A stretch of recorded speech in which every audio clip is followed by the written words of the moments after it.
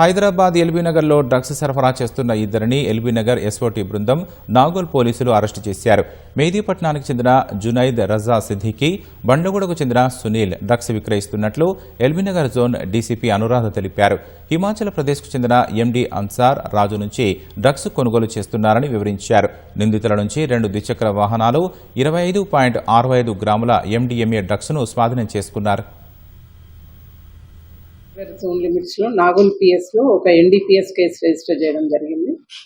దీంట్లో 25.65 grams of MDMA seize చేయడం జరిగింది.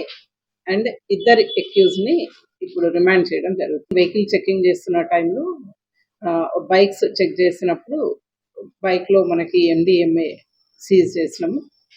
అండ్ ఇద్దరు అక్యూజ్ ని కూడా కస్టడీకి తీసుకొని క్వశ్చన్ చేయడం జరిగింది. అయితే వీళ్ళు మెయిన్ గా మన బండ్లగూడ సన్ సిటీ చెందిన వాళ్ళు. ఇంతకుముందు అక్కడ ఒక రెస్టారెంట్ నడిపేవాళ్ళు. వీళ్ళిద్దరు ఫ్రెండ్స్.